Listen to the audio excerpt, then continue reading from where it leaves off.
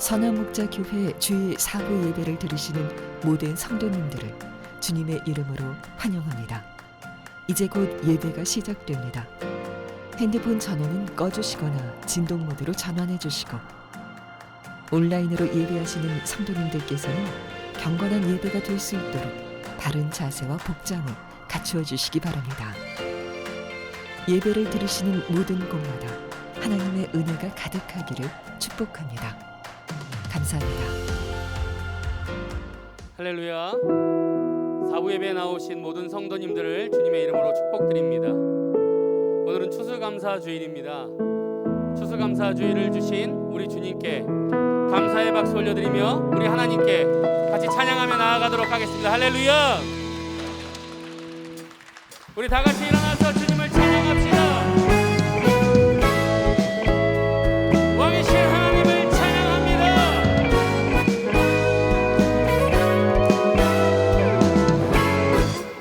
찬양합시다. 감사와 찬양 드리며, 감사와 찬양 드리며 주 앞에 나가세. 크고 광대하신 주님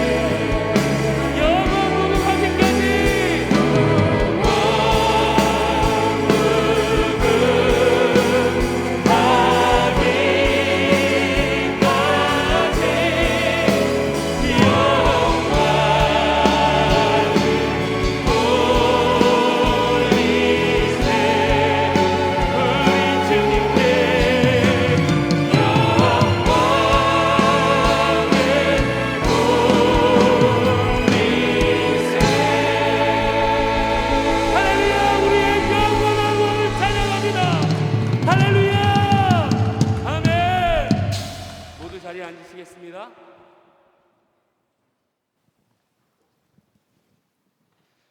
사랑이 많으신 하나님 아버지, 추수감사주일 주님을 사모하는 간절한 마음으로 예배 자리에 나와 하나님께 감사와 찬양 드릴 수 있도록 은혜 주심을 감사드립니다.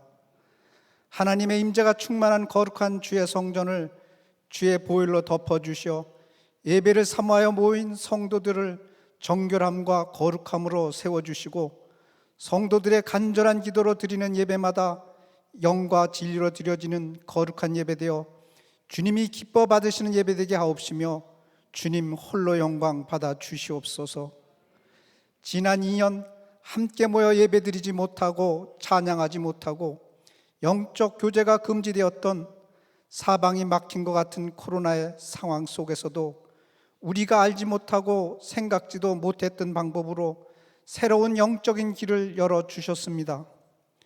매일 합심기도, 성전기도, 삼접줄기도, 온라인 기도로 기도의 회복을 주시고 기도의 능력을 주시어 영적 충만한 기도의 사람으로 세워주셨습니다. 주님을 바라보는 믿음의 눈을 더욱 열어주시고 주님과 동행의 은혜를 누리며 살게 하시어 예수동의 일기로 날마다 주님이 주시는 은혜를 나누며 살게 하셔서 가정이 살고 교회가 새롭게 살아나게 하셔서 감사합니다. 올 한 해 우리 교회 위에 주신 하나님의 은혜에 감사드립니다. 유기성 담임 목사님을 통해 성도들이 더욱 성령으로 충만케 하시고 다음 세대들을 위한 비전센터를 세워 하나님을 경외하는 세대들을 세우게 하시고 김다희 목사님을 청빙할 수 있도록 은혜 주시어 우리 선한 목자 교회가 더욱 주님이 기뻐하시는 교회로 세워지게 하셔서 감사드립니다. 위드 코로나로 성도들이 함께 모여 주님을 찬양하며 예배드리게 하시니 감사드립니다. 코로나로부터 안전을 지켜주시고 성전을 사모하는 마음을 부어주셔서 코로나의 시간 속에 누렸던 편안함과 영적 나태함을 쫓지 않고 주의 성전에서 주님 뵙기를 기뻐하는 삶이 되게 하소서. 오늘 말씀 전하시는 김다희 목사님 성령 충만케 하시며 준비하신 말씀 위에 성령의 기름 부으심이 넘치게 하셔서 말씀 듣는 성도님들의 심령이 깨어나고 주님을 바라보는 영의 눈이 열려 말씀에 순종하며 살아갈 것을 결단하는 시간 되게 하옵소서. 예배의 기쁨을 찬양으로 하나님께 영광 돌리는 더부리치 찬양대 찬양을 기뻐 받아 주시옵시며 예배를 위해 수고하는 손길들을 축복하여 주시옵소서. 우리를 죄인에서 구원하신 예수 그리스도의 이름으로 기도드렸습니다. 아멘.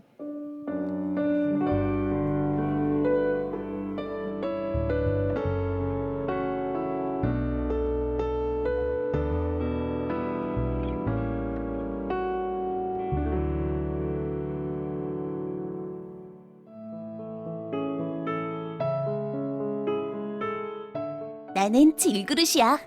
너무 멋지지? 우리 주인님이 나를 손으로 빚어서 만들었어.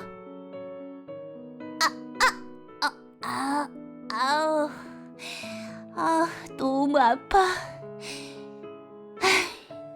다 긁히고 여긴 깨지고 손잡이도 부러졌어. 아, 난 쓸모 없어. 여기저기 구멍 나고 깨지고 더 이상 내 안에 뭘 담을 수 없어. 아하, 난 곧 버려질 거야. 아하. 우와, 이게 뭐야? 주인님이 나한테 빛나는 구슬을 넣어주셨어. 와, 나한테서 빛이 나와. 빛나는 구슬이 내 안에 있어. 주인님, 내 안에 보물을 넣어주셔서 감사해요.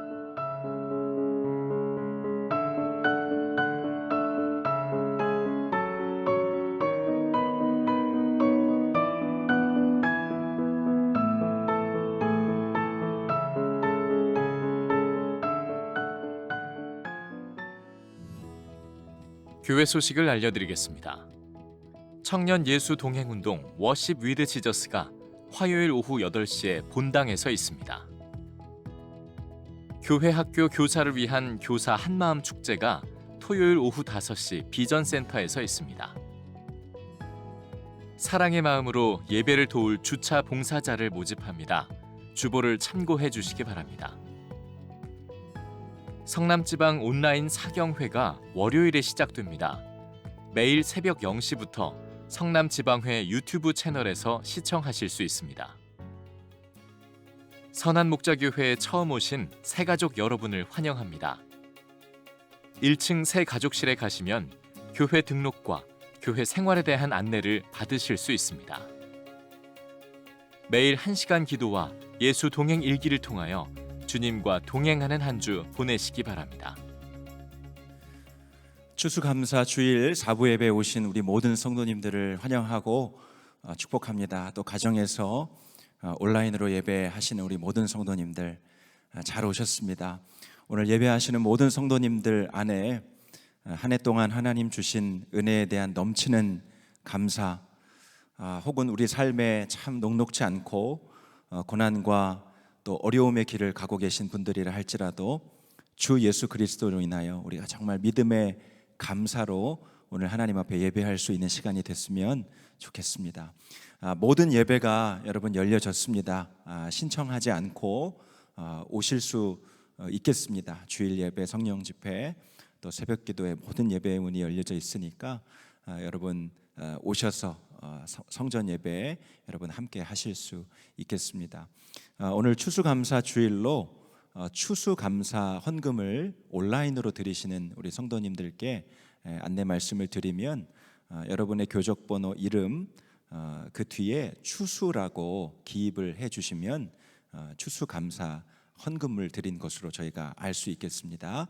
이 점 고려하셔서 오늘 하나님 앞에 감사 예물 드리실 수 있게 되기를 바랍니다. 이 시간 하나님을 경외하는 마음으로 다 자리에서 일어서시겠습니다. 오늘 우리에게 주신 하나님의 말씀은 고린도 후서 4장 7절에서 15절까지의 말씀입니다. 우리가 이 보배를 질그릇에 가졌으니 이는 심히 큰 능력은 하나님께 있고 우리에게 있지 아니함을 알게 하려 함이라. 우리가 사방으로 우겨쌈을 당하여도 쌓이지 아니하며 답답한 일을 당하여도 낙심하지 아니하며 박해를 받아도 버린 바 되지 아니하며 거꾸러뜨림을 당하여도 망하지 아니하고 우리가 항상 예수의 죽음을 몸에 짊어짐은 예수의 생명이 또한 우리 몸에 나타나게 하려 함이라. 우리 살아있는 자가 항상 예수를 위하여 죽음에 넘겨짐은 예수의 생명이 또한 우리 죽을 육체에 나타나게 하려 함이라.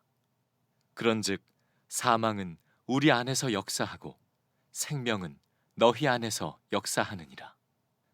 기록된 바 내가 믿었으므로 말하였다 한 것 같이 우리가 같은 믿음의 마음을 가졌으니 우리도 믿었으므로 또한 말하노라.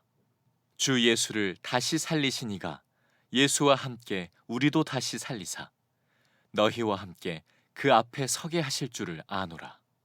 이는 모든 것이 너희를 위함이니 많은 사람의 감사로 말미암아 은혜가 더하여 넘쳐서 하나님께 영광을 돌리게 하려 함이라.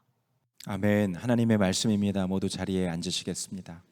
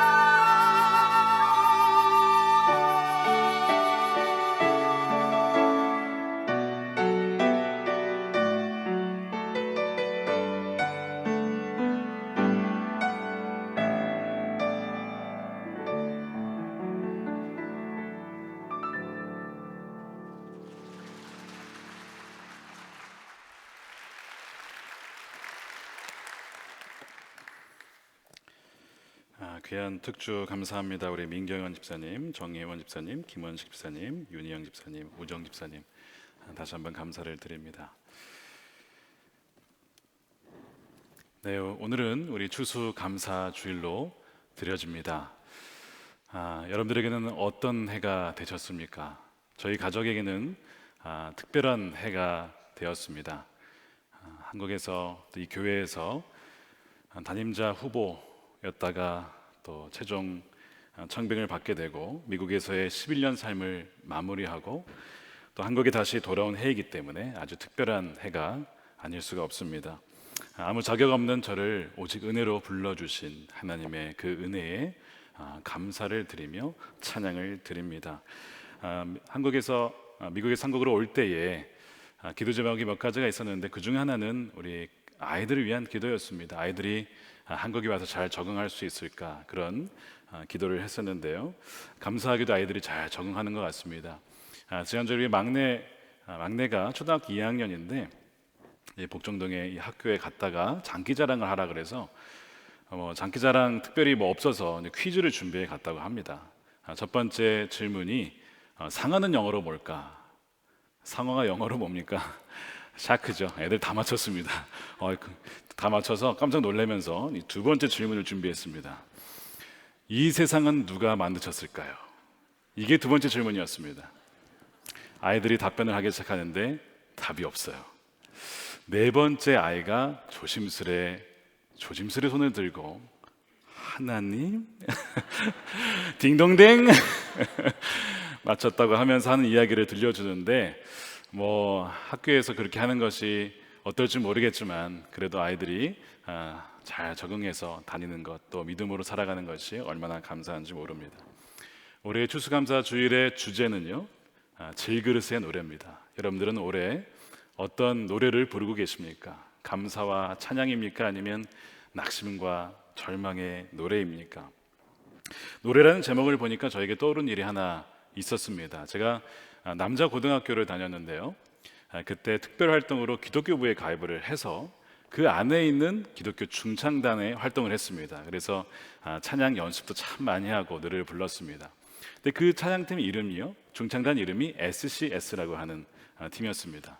언뜻 들으면 참 멋있는데요. 그래서 선배님께 그 이름을 지으신 분에게 물어봤어요. 이름의 뜻이 뭡니까? 이렇게 설명을 하시더군요. 슈퍼 크리스천 싱어스.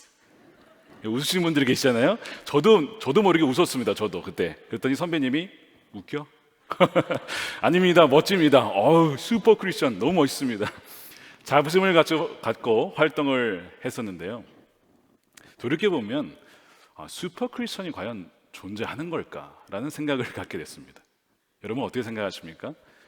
고난과 역경을 다 피해가고 또한 어려움을 만난다 할지라도 전혀 힘들지 않게 그 모든 역경을 이겨내는 그런 슈퍼 크리스천이 과연 있는 것일까? 한번 성경에 찾아보았는데요. 1순위로 한번 모세를 꼽아봤습니다. 홍해를 가르고 만나 메추라기를 불러들이고 그 많은 이스라엘 백성들을 끌고 가나안 땅으로 향했던 모세 정도면 슈퍼 크리스천 되지 않을까? 성경을 가만히 읽어보니까 민수기에 이르러서 굉장히 힘든 상황을 겪고 있었음을 알 수가 있습니다. 우리 민수기 11장에 모세가 하나님께 이 짐이 너무 무거워서 자기의 생명을 가져가 달라고 그렇게 요청하는 장면이 나와요. 민수기 11장 14절에 저 혼자서는 도무지 이 모든 백성을 짊어질 수가 없습니다. 저에게는 너무 무거운 짐입니다.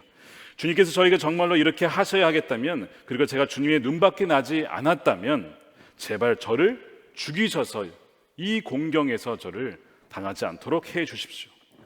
모세가 이런 요청을 했다는 걸 여러분 아십니까?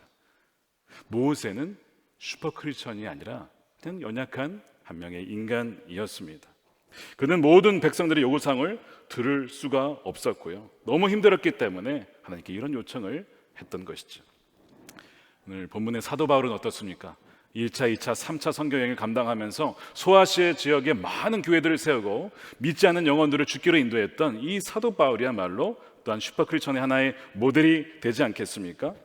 근데 오늘 읽었던 이 고린도후서를 쭉 읽어보면요, 그의 몇 가지 고백을 보게 되는데 이런 고백이 있습니다. 고린도후서 1장 8절입니다. 형제자매 여러분, 우리가 아시아에서 당한 환난을 여러분들이 알기를 원합니다. 우리는 힘에 겹게 너무 짓눌려서 마침내 살 희망마저 잃을 지경에 이르렀습니다. 우리는 이미 죽음을 선고받은 몸이라고 느꼈습니다. 사도행전 9장에 보면 주님께서 아나니아를 통하여서 바울을 뭐라고 하냐면 그는 나의 택한 그릇이다라고 하셨어요. 사도 바울이 그 얘기를 듣고 내가 정말 주님이 택하신 종이구나 그러면서 선교를 감당해 나가요. 근데 1차 선교 여행 때 시작하자마자 루스라라는 곳에서 어떤 일을 당하냐면 돌로 사람들에 의해서 쳐 죽임을 당할 수 있는, 그래서 돌로 맞은 다음에 거의 죽을 뻔한 그런 상황을 맞이하게 돼요. 사람들은 죽었구나 하고 이제 성문 밖으로 던졌는데요, 가까스로 살아나죠. 겨우 살아나서 다시 선교를 감당하게 됩니다. 이 사도 바울의 삶을 쭉 돌아보면 그의 삶에 얼마나 많은 고난이 있는지 몰라요. 고린도후서 6장에 보면요, 많은 고난의 이야기가 나옵니다. 우리는 많이 참으면서 환난과 궁핍과 공경과 매맞음과 옥의 갇힘과 난동과 수고와 잠을 자지 못함과 굶주림을 당했습니다. 택한 그릇은 맞는데 하나님이 나를 완전히 깨부시려고 깨지는 택한 그릇으로 나를 삼은 것 아닌가 싶을 정도로 참 많은 환난을 그가 당했습니다. 고린도 교회에 편지를 썼어요. 그러면서 그가 참 고민을 합니다. 몹시 괴로워합니다. 눈물을 흘리면서 이렇게 얘기를 하죠. 나는 몹시 괴로워하며 걱정하는 마음으로 많은 눈물을 흘리면서 여러분에게 그 편지를 썼습니다. 바울도 괴로워했습니까? 네, 바울도 괴로워했고, 바울도 걱정했습니까? 바울도 걱정했습니다. 눈물을 많이 흘렸습니다. 온갖 환난과 공경과 궁핍을, 굶주림을 겪어야 했습니다. 그뿐이 아니라 육신의 가시마저도 있었어요. 하나님, 제 몸이 너무나 불편하고 약합니다. 이 가시를 좀 제거해 주십시오. 한 번, 두 번, 세 번이나 요청했는데 하나님은 그의 기도대로는 응답해 주지 않으셨습니다. 바울도 보면 연약한 인간이었습니다. 슈퍼 크리스천이 아니었어요. 엘리야는 어떻습니까? 엘리야도 마찬가지예요. 불을 내리는 사자, 그가 기도하면 비도 그치고 비도 다시 내리고 그랬던 놀라운 불의 사자였지만, 여러분 열왕기상 가만히 읽어보면 엘리야 참으로 연약했던 인간입니다. 너무나 침체해서 나중에는 제가 조상과 다를 바가 하나도 없습니다. 저를 죽이시고 저를 차라리 데려가 주십시오. 그렇게 간구했던 사람 엘리야입니다. 우리와 똑같은 사람이었다는 거죠. 야고보서 기자가 얘기를 하잖아요. 야고보서 5장 17절에 그도 우리와 똑같은 본성을 가진 사람이었다. 휴먼이라고 하는 이 사람이라는 이 단어가요, 라틴어 휴무스라고 하는 흙에서 왔다고 합니다. 즉 사람은요, 흙에서 지음받은 연약한 존재예요. 흙에서 왔고 죽으면 흙으로 돌아가게 됩니다. 오늘 본문의 표현에 의하면 사람은, 우리 모두는 질그릇입니다. 고린도후서 4장 7절에 우리가 이 보배를 질그릇에 가졌으니 라고 했습니다. 보배는 그 앞절 4절에 의하면 복음의 광채를 뜻합니다. 예수 그리스도를 뜻합니다. 예수님의 영원한 생명을 뜻합니다. 그 보배를 질그릇에 두었다는 거예요. 그 당시 고대 근동사회에서 이 질그릇은 아주 흔한 거였습니다. 어디서나 구할 수 있고 흔하게 구할 수 있고 값싼 그릇이에요. 그러니까 이 평범하다는 거죠. 또한 쉽게 긁히고 금이 가고 깨지기 쉬운 아주 취약한 그릇이 바로 질그릇입니다. 그러니까 평범성과 이 취약성이 이 질그릇의 특징이에요. 다시 말해 이 질그릇은 아주 평범한 사람들을 말합니다. 여러분, 사도들이 어떤 사람이었습니까? 아주 평범한 갈릴리의 어부들이었습니다. 주님은 그들을 제자로 부르셨어요. 이 질그릇은 조금만 충격을 주어도 깨지거나 삶의 여러 가지 환경과 역경에 쉽게 흔들립니다. 상처를 받습니다. 연약합니다. 바로 이것이 질그릇인데 이것이 바로 우리들이라는 것이죠. 지난 한 주간 월요일부터 금요일까지 우리 성도님들의 감사 사연을 뽑아서 유튜브에 라디오 형식으로 소개를 해드렸습니다. 소위 요즘의 표현으로 감성 있게 나레이션을 잘 해주셔가지고 저는 정말 한 사연 듣는데 다 눈물을 흘리면서 들었어요. 이렇게 힘들게 살아가는 우리 성도님들이 계시구나. 유산에 유산을 거듭해서 낙심한 한 부부 이야기가 있습니다.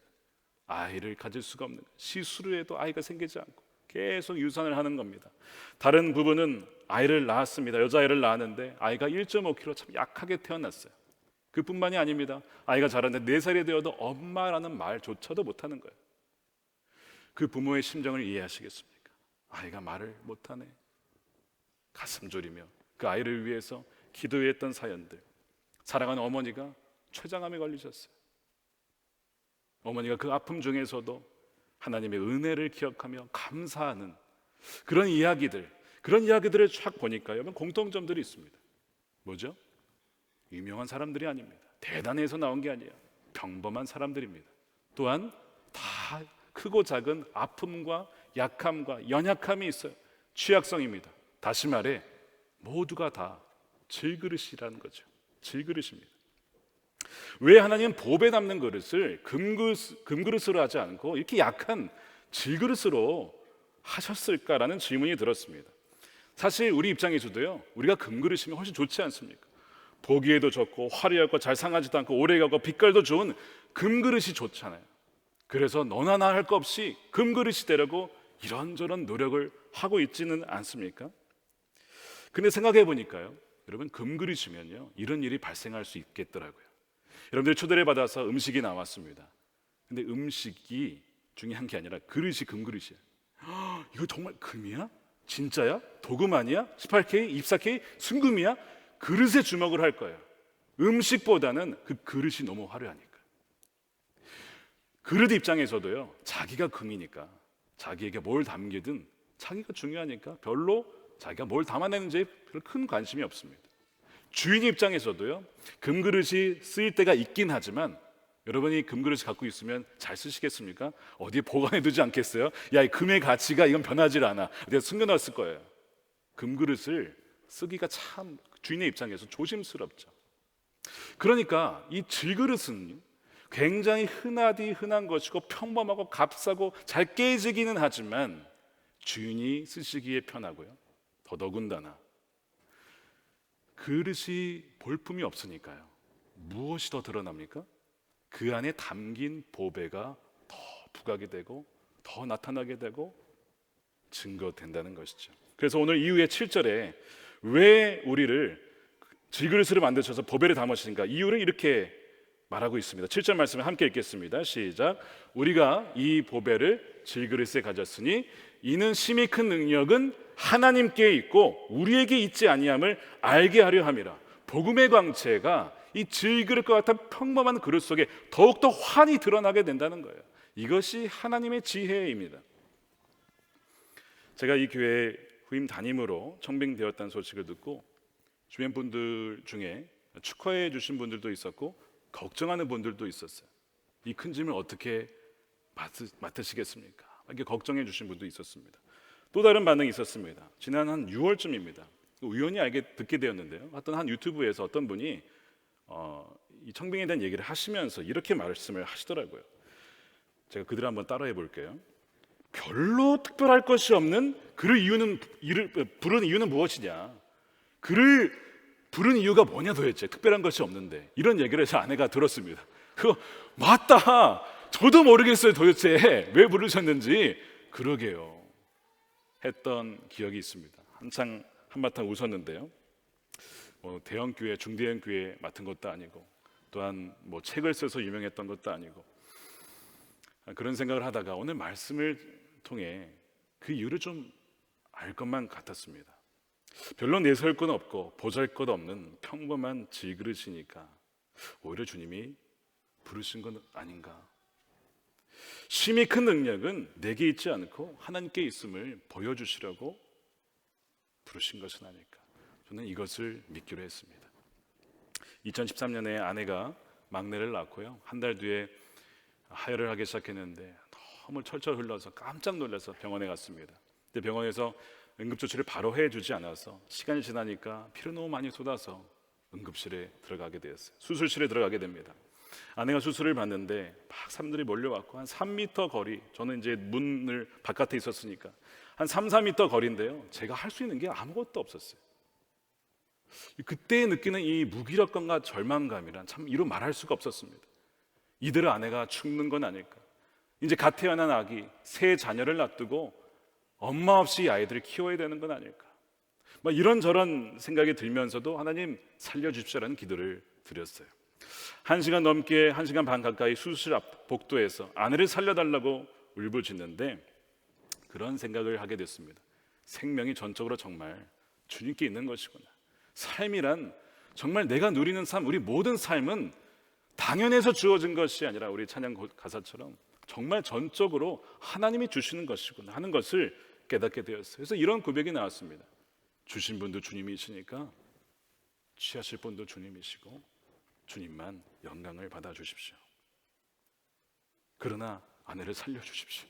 이렇게 기도를 했더니 하나님이 그 기도에 응답해 주셨어요. 깨어진 그릇이라는 책이 있습니다. 김태훈 선교사님이 쓰신 책입니다. 이분은 서울대 의대를 졸업하시고 소아외과를 전공하셨습니다. 어느 날 하나님께서 그에게 이렇게 질문을 하시더랍니다. 태훈아, 너는 내가 명한 곳으로 어디든지 순종해서 갈 수 있겠니? 네, 하나님, 주님께서 가라 하시면 어디든지 순종해서 가겠습니다. 그래서 가게 된 곳이 에티오피아입니다. 남아프리카로 가게 된 거예요. 그분이 거기에서 한 1년 8개월 정도 그렇게 섬기게 되었을 때 한 남수단 지역에서 사역할 때였습니다. 몸이 좀 이상함을 느꼈습니다. 몸이 뻣뻣하고 잘 움직여지지 않아서 검사를 받아보니까 파킨슨병을 진단을 받게 됩니다. 외과 의사에게 파킨슨병은 사망 선언과 다름없죠. 너무 낙심이 되었습니다. 아니, 이렇게 부름받고 왔는데 파킨슨병이라뇨. 다니엘 기도회에서 그가 강사로 초청을 받아서 가기 이전에 기도를 하는데 하나님께 이런 기도를 했다고 합니다.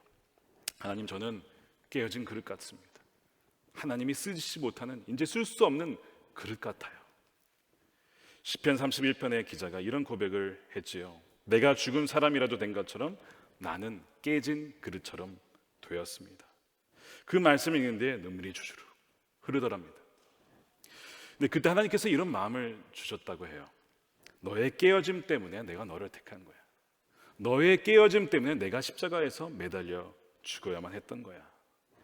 그럼에도 불구하고 자신을 택해 주신 주님의 은혜에 너무나 감격해서 또한 눈물을 흘리게 되었답니다. 이 책의 서평을 박부영 목사님이 써주셨어요. 이런 얘기를 하셨습니다. 중국에서는 귀한 손님이 오시면, 가장 귀한 손님이 오시면 주인이 가장 오래된 그릇, 실금이 가고 이가 나가고 사실상 버려야 되는 그릇으로 손님을 대접을 한답니다. 왜 그럴까요?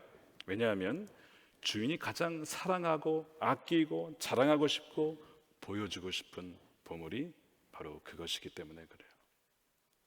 오히려 깨어졌지만, 금이 같지만 내가 가장 아끼는 보물과 같은 사람. 라디오 사연을 듣다 보니까 그런 성도님들의 이야기가 우리 성도님들의 이야기고 우리 주변에 얼마나 많을까를 생각해 보았습니다. 하나같이 금이 가고 이가 나가고 버려야 할 그릇처럼 보이지만, 그러나 주님 보시기에는 얼마나 사랑스럽고 또한 자랑하고 싶고 귀히 여기고 보여주고 싶은 그릇일까. 왜 그렇죠? 오늘 말씀대로 심히 큰 능력은 우리에게 없음을 분명히 보여줄 수 있기 때문에 그래요. 내가 잘나면 그 사람 잘났구나, 대단하구나, 권력자구나, 뭘 한 게 많구나, 그 사람이 드러나겠지만 워낙 약하니까, 깨어진 그릇 같으니까 주님이 분명하게 드러나게 되는 것입니다. 오늘 우리가 읽은 고린도후서 전체를 가만히 읽어보면 마치 두 명의 사도 바울의 모습을 보는 것 같습니다. 한쪽은 역경과 풍파를 뚫고 결국에는 그 선교 사역을 감당해 나가는 사도 바울의 모습이 있어요. 근데 한편으로는 또 어떤 모습이 있냐면 그 역경 중에 눈물을 흘리며 아파하며 낙심하는 가운데 너무 그 짐이 눌려서 힘들어하는 사도 바울의 모습을 봅니다. 어떤 것이 진짜 사도 바울의 모습일까요? 여러분, 둘 다 사도 바울의 모습이에요. 울 때도 있습니다. 슬플 때도 있습니다. 그러나 다시 기뻐합니다. 또한 다시 일어섭니다. 이것이 우리의 모습 아닙니까? 우리는 질그릇이기 때문에 그래요. 질그릇이기 때문에 그런 가운데 울 수도 있어요. 아파할 수도 있습니다. 넘어질 때도 있어요. 그러나 거기에 계속 머물러 있지 않습니다. 왜 그렇습니까? 우리 안에 계신 예수 그리스도, 보배이신 주님 우리 안에 계시기 때문에 우리는 다시 일어날 수가 있는 것입니다. 8절 9절에 이렇게 되어 있습니다. 사방으로 우겨쌍을 당하는 일이 있습니다. 그렇지만 쌓이지 않아요. 답답한 일이 있습니다. 그러나 낙심하지 않습니다. 박해를 받지만 버림받지 아니하며 거꾸러뜨림을 당하지만 망하지 않습니다.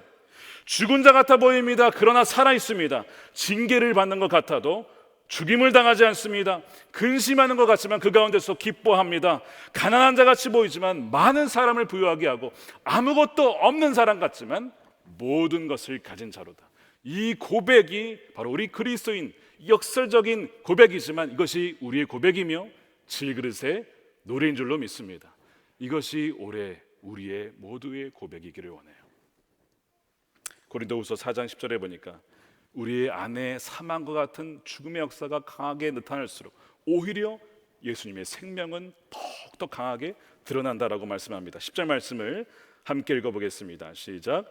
우리는 언제나 예수의 죽임 당하심을 우리 몸에 짊어지고 다닙니다. 그것은 예수의 생명도 또한 우리 몸에 나타나게 하기 위함입니다.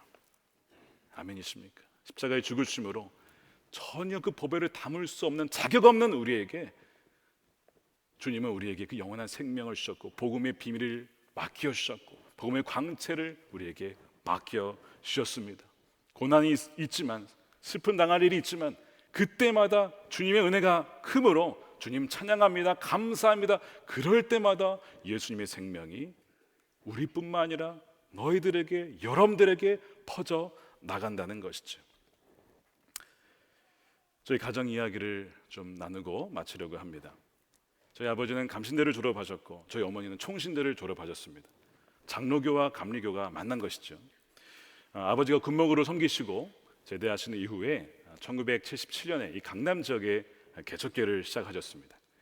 지금은 강남이 굉장히 비싼 땅이지만 그 당시 강남은 개구리가 울던 시절이었다고 합니다.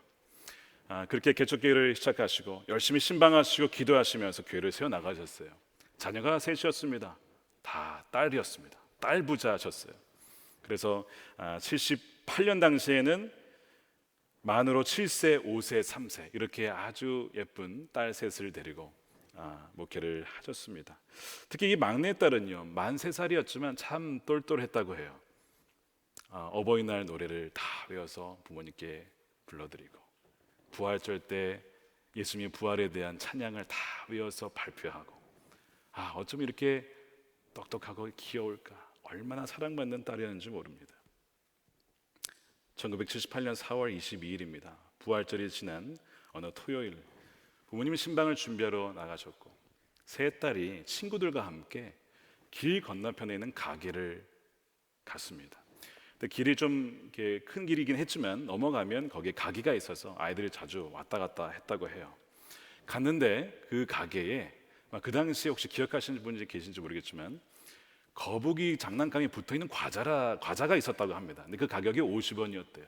막내가 그걸 딱 보고 갖고 싶고 먹고 싶으니까 둘째 언니 5살, 45살짜리 언니에게 저거 사달라고 조른 겁니다. 뒤져보니까 마침 50원이 있었습니다. 근데 이 50원은 하나님을 위해서 11조 내기 위해서 빼둔 돈이었던 거예요. 어릴 적부터 11조를 가르쳤기 때문에 이걸로는 살 수가 없어. 이거는 하나님 거야. 하나님 거는 하나님께 드려야 되는 거야. 막내가 이해를 했는지 그러다가 엄마가 오면 사달라고 하자. 엄마가 오면 그 과자 살 수 있구나. 너무 기뻐하면서 신나게 가게 문을 나가고 길을 건넙니다. 사택 앞에 언덕길, 비탈길이 있었는데요. 강남이 한창 개발을 하던 당시였기 때문에 덤프 트럭들이 빠르게 오고 지나다녔습니다. 아이가 지나가는 걸 보았지만 운전수는 너무 빠른 속도였고 차가 너무 무거웠기 때문에 브레이크를 밟았지만 긴 자국을 남기며 결국 그 아이를 밟고 지나가게 됩니다. 둘째 언니가 바로 그 장면을 보았어요. 달려갔습니다. 갔는데 움직이질 않아요. 숨을 쉬지 않아요. 만 5세 여자아이에게 죽음이라는 건 개념이 없을 때입니다. 이거 다시 일어날 줄 알았는데 꿈쩍하지 않는 겁니다. 하나님이 너무 사랑하셔서 일찍 그 자리에서 데려가신 거죠. 병원에 갔습니다. 외할머니가 먼저 오셨고 부모님이 뒤늦게 소식을 듣고 병원으로 오셨어요. 어머님이 그 사랑하는 딸을 보려고 하는데 외할머니가 막는 거예요. 가지 말아라. 가지 마. 그냥 엉덩이만 툭툭 치고 보내라. 그 장면 보면 너무나 충격을 받을까 봐 보지 못하게 한 거죠. 결국에는 부모님은 막내 얼굴도 보지 못하고 그렇게 장례를 치러야 했습니다. 부모보다 먼저 죽은 자녀를 보내야 하는 그 부모의 마음이 어떠할지.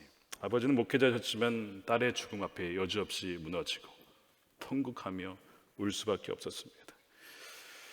어머님은 말할 것도 없습니다. 어머니가 평소에 세 딸을 위해서 자장가도 또 찬송가를 많이 불러주셨습니다. 어머니 또 나중에 성악을 전공하셨는데 이 땅에서의 마지막 자장가와 같은 찬송가를 그 장례식에서 어머니가 부릅니다. 찬송가 226장입니다. 저 건너편 강 언덕이라는 찬송가예요. 가사가 이렇습니다. 주와 함께 살리로다 빛나는 저 강 건너편 아름답고 영원한 곳 너와 날 위해 황금종 울린다. 어머니의 마지막 찬송가를 들으며 그렇게 장례식을 치르게 됩니다. 하나님의 은혜로 그 장례식을 잘 마무리했는데요. 제가 나중에 그 장례식 사진을 보니까 울음 바다였습니다. 약하고 약한 깨진 질그릇의 모습이었습니다. 어쩌면 사고의 충격으로 더 이상 이제 목회를 못할 수도 있는, 하나님이 원망해서 못할 수도 있잖아요. 근데 감사하게 하나님의 은혜가 있었어요. 하나님이 정말 사랑해서 데려갔구나, 감사하다. 그렇게 장례를 치르게 된 것이죠. 장례를 마친 다음에 사고 수습을 해야 했는데 운전수가 감옥에 갇혀 있었습니다. 사망사고였기 때문에. 근데 그 운전수를 풀어달라고 요청합니다. 왜냐? 그 운전수도 죽이려고 한 게 아니잖아요. 젊은 가장이었어요. 먹여 살리라고 아이들을. 열심히 빠르게 왔다 갔다 하면 더 많이 돈을 버니까 그렇게 하다가 애를 친 거니까 풀어주세요. 회사에서 보상금이 나왔어요. 3천만 원이었습니다. 1978년 당시 3천만 원이면 지금으로 따지면 굉장히 큰 금액 같아요. 근데 그거를 들었는데 몸이 그거를 다 주님께 드리기로 합니다. 드리기로 해요. 50원이 아니라 하나의 핏값을, 생명을 주님께 드리게 된 것이죠. 우리 부모님은 슈퍼 크리스천이었을까요? 아니요. 1년 뒤에도 계속 눈만 서로 마주치면 눈물을 흘려서 계속 우셔서 잠자리도 같이 못 하셨다고 합니다.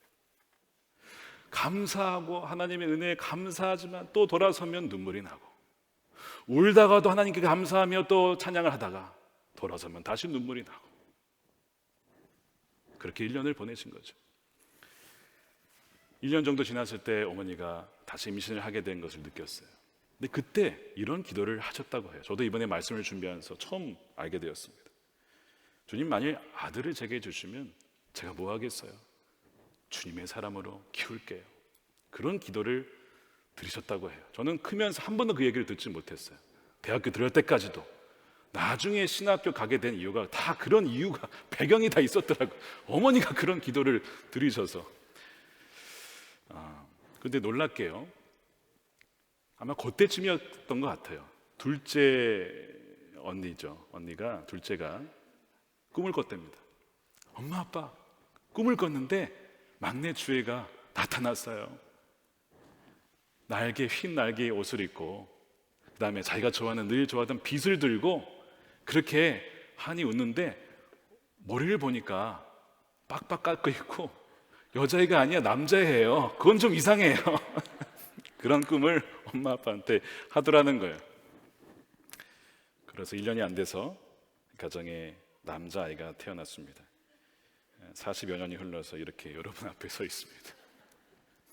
그 가정의 위로를 주님이 주신 것이죠. 저는 지난 8월에 귀국한 다음에 아버님과 함께 막내 누님이 묻힌 곳에 갔습니다. 저녁쯤이었는데 그곳에서 기도를 했어요. 그리고 아마 지금 살아있으면 아마 40대 중반, 1975년생이니까 좀 됐을 텐데 누님에게 이런 얘기를 조용히 속으로 했습니다. 누나, 주님이 부르셔서 정말 보잘것없고 내설 것 없는 내가 주님이 부르셔서 다시 한국에 왔어. 어디 하나님이 쓰실 때가 있나 봐. 누나 목까지 2배 이상 살게. 누나가 준 생명, 또 예수님이 주신 생명 받았으니까 평생 죽어가는 이들을 살리면서 그렇게 살게. 그리고 천국에서 만나. 그는 이야기를 했습니다. 비록 셋째 누님의 죽음은 참 안타까운 비극적인 일이라고 할 수도 있겠지만 셋째 누님의 죽음이 아니었더라면 저는 아마 태어나지 못했을 겁니다. 무엇보다도 우리 예수님의 죽으심으로 인해 제게는 또 여러분들에게는 영원한 예수 생명이 존재하지 않습니까? 이 불완전한 세상을 살다 보면 참 슬퍼할 일, 또 우려할 일이 많이 있지요. 그러나 우리는 계속해서 거기에 울며 머물러 있지 않습니다. 울다가도 웃고 웃다가도 울고, 누가 보면 저 사람 정신 나갔나 보다 그럴 수 있지만 이것이 우리 질그릇의 삶이고, 또한 그 가운데서 드려지는 감사와 찬양이 바로 질그릇의 노래입니다. 사도 바울이 믿는다고 하면서 고백합니다. 나는 믿는다. 무엇을 믿느냐면 14절에 주 예수를 다시 살리시니까 예수와 함께 우리도 다시 살리사 너희와 함께 그 앞에 서게 하실 줄을 아노라. 그 많은 환난 중에서도 그가 일어설 수 있었던 것은 바로 부활에 대한 믿음이었습니다. 예수님의 그 생명에 대한 믿음이었습니다. 그러면서 이 믿음 가지고 감사하면 은혜가 더욱 넘쳐나서 하나님께 영광이 된다. 15절 말씀을 함께 읽어보겠습니다. 시작. 이는 모든 것이 너희를 위함이니 많은 사람의 감사로 말미암아 은혜가 더하여 넘쳐서 하나님께 영광을 돌리게 하려 함이라. 아멘입니다. 질그릇의 어떠한 연약함도 그 감추어진 그 안에 있는 보배를 하나님 감출 수가 없습니다. 어떠한 질그릇도 그 보배를 감출 수가 없는 것, 이것이 얼마나 큰 은혜요 감사인지 몰라요. 우리의 약함으로 인하여서, 우리의 능력이 약할 때에 오히려 내가 온전하여짐이라 너의 은혜가 족하도다 하시는 겁니다. 그래서 우리는 오늘도 내일도 주님이 오시는 그날까지 이 감사와 찬양의 질그릇의 노래가 울려 퍼지기를, 그렇게 고백하는 또 찬양하는 저와 여러분들이 되시기를 주님의 이름으로 축원합니다. 아멘. 우리 장승희 집사님, 우리 감사 간증 증인으로 나오셔서 우리 간증해 주시겠습니다.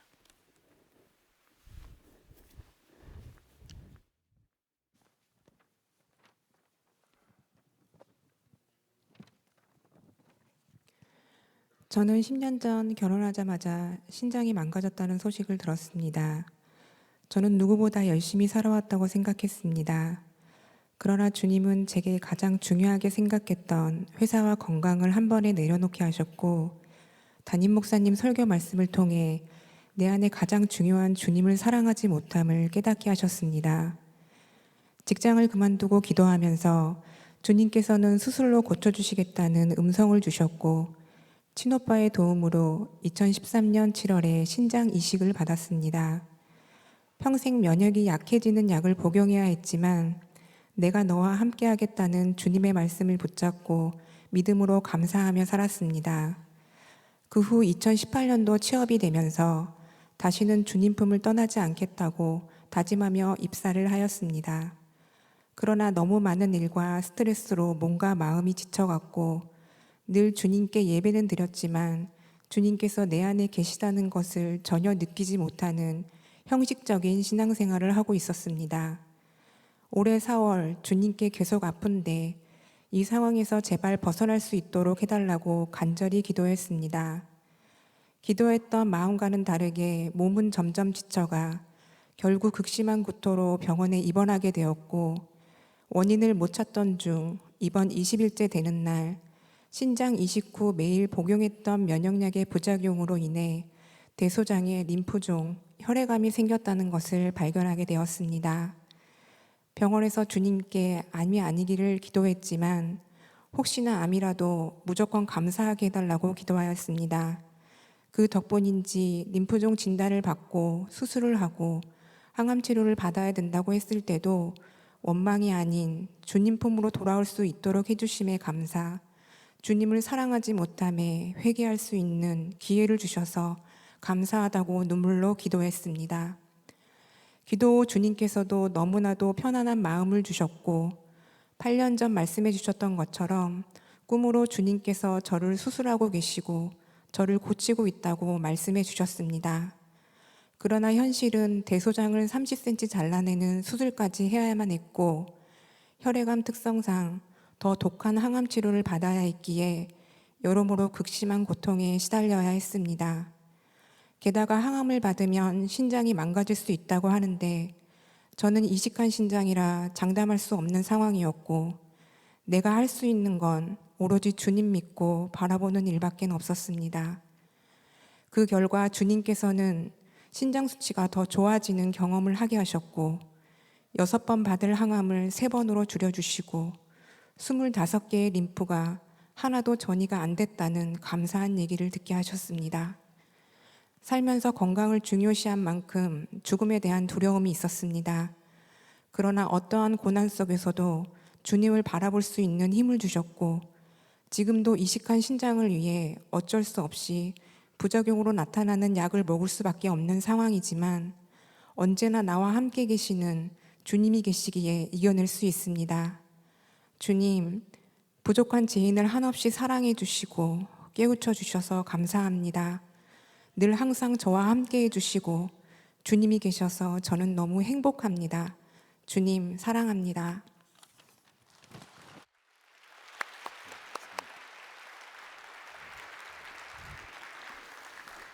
우리 다 같이 기도하겠습니다.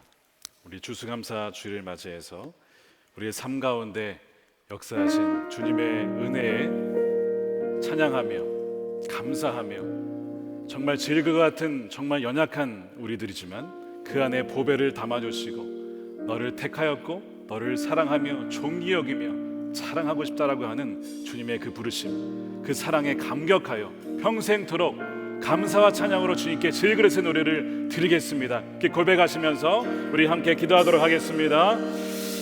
하나님 감사합니다. 주님 우리에게 말씀하신 것처럼 아버지 질그릇의 노래, 아버지 우리는 별로 자랑할 것도 없고 내세울 것도 없지만 아버지 주님께서 우리 안에 보배를 두신다고 하시니 감사하며 찬양합니다. 아버지 심히 큰 능력은 우리 안에 없음을 이 시인 고백합니다. 하나님만이 우리 왕이심을 고백하며 하나님만이 우리 능력 되심을 고백합니다. 그 어떤 것을 자랑하지 아니하게 하시고 온전히 우리의 질그릇된 연약함을 자랑하며 또한 그 안에 능력 되신 주님, 아버지 복음의 강세가 되신 주님, 아버지 우리 영원한 생명 되신 주님만을 증거하는 우리 모두가 되게 하여 주옵소서. 삶의 형편을 주께서 아시오니 아버지 하나님 저들의 믿음의 고백에 응답하여 주시고 아버지 하나님 감히 바랄 수 없는 중에 바라였던 우리 모든 성도들 아버지 생각하지 못한 방식으로 우리에게 가장 좋은 것을 허락하시옵소서. 긁히고 금이 가고 깨어진 그릇과 같지만 그러나 주님께서 그것 때문에 우리를 택하셨다고 말씀하십니다. 하나님 정말 우리에게 연약한 우리의 삶임에도 불구하고 우리에게 찾아와 주시고 우리에게 그 보배를 담아주시고 그 생명을 우리에게 맡겨주심을 감사하며 또 그 안에 복음의 광채를 또한 드러나게 하심을 감사합니다. 올 한 해 많은 일들, 어려운 일들, 정말 버티기 어려운 일들 참 많이 있었지만 그러나 주시는 은혜가 훨씬 컸기 때문에 그 모든 어려움들을 이겨낼 수가 있었습니다. 모든 것이 주님의 은혜여 크신 은혜임을 이 시간 우리 입술로 마음의 중심에서 고백하오니 오직 하나님만 영광 받아 주시옵소서. 우리 성도들의 삶의 형편을 아시오니 아버지 하나님 가정에서 직장에서 곳곳마다 하나님의 은혜의 그 감사가 흘러넘치게 하여 주셔서 하나님 현실을 바라보는 것이 아니라 그 이후에 역사하시는 그 뒤에서 함께 하시는 주님을 바라보는 분명한 눈이 활짝 열리게 하여 주시고 오직 감사로 하나님께 영광을 드릴 수 있는 우리 모든 성도들의 삶이 되게 하여 주시옵소서. 주신 것 감사하여 하나님 감사 헌금으로 추수감사 헌금으로 또한 10의 1조로 또한 선교 헌금으로 구제 헌금으로 주님 앞에 올려드리오니 하나님 약하고 힘들고 정말 소망에 끊어진 자들을 위하여 쓰임받는 귀한 예물 되게 하여 주시며 예수 그리스도의 그 소망이 붙잡힌 자들을 일으키고 세우는 일에 귀하게 하나님 쓰임받게 하여 주시옵소서. 깨어진 그릇과 같은 하나님 이 한반도를 주여 긍휼히 여겨 주시옵시고 남과 북의 복음으로 하나 되어서 깨졌기 때문에 오히려 주님이 능히 쓰실 수 있는 하나된 하나님 통일 한국으로 하나님께서 사용해 주셔서 열방까지 복음이 전파되는 데에 제사장적 나라로서 우리 대한민국과 이 한반도를 사용하여 주옵소서. 감사합니다. 그렇게 이루실 주님을 기대합니다. 주 예수 그리스도의 이름으로 기도드립니다. 아멘. 우리 다 같이 일어나셔서 우리 힘을 들이시면서 우리 찬양하겠습니다. 은혜 우리 가사를 생각하시면서 우리 찬양하겠습니다.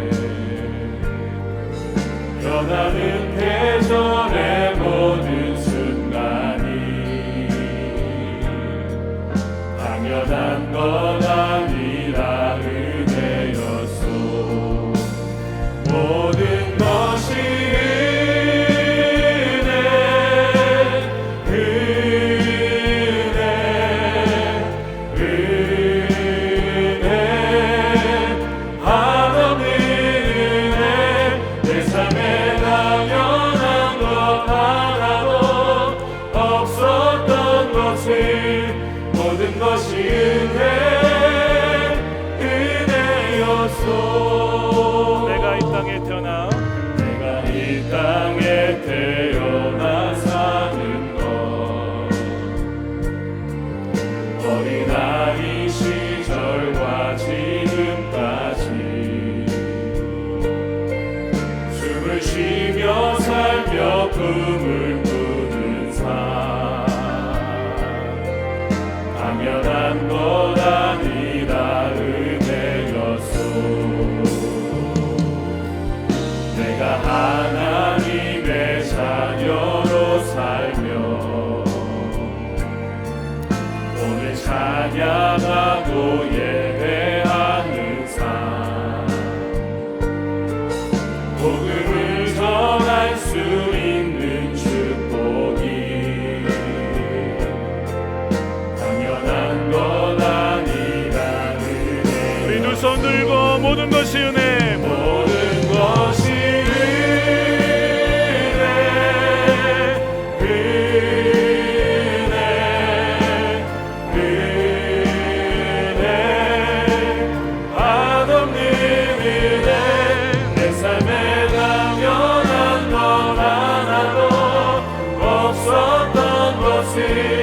모든 것이 은혜, 은혜였소. 모든 것이 은혜, 모든 것이 은혜,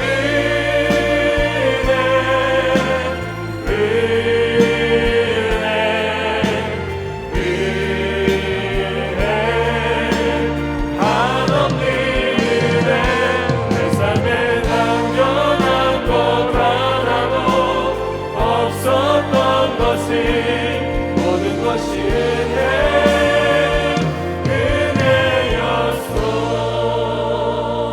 은혜였소. 축도하겠습니다. 이제는 우리의 생명 되시고 부활 되시는 예수 그리스도의 크신 은혜와 독생자 아들을 아끼지 아니하시고 우리에게 모두를 내어주신 하나님의 한량없는 사랑하심과 우리와 늘 함께하시며 떠나지 아니하시겠다 가신 성령님의 가망함동 교통케 하심이 깨어진 질그릇과 같지만 내가 너를 택하였고 너를 통해 영광을 받노라, 그 말씀을 믿고 평생토록 질그릇의 노래를 부르기를 결단하는 우리 모든 성도들의 가정과 일터와 자녀들 가운데 이제부터 영원토록 함께 하시기를 간절히 축원하옵나이다. 아멘.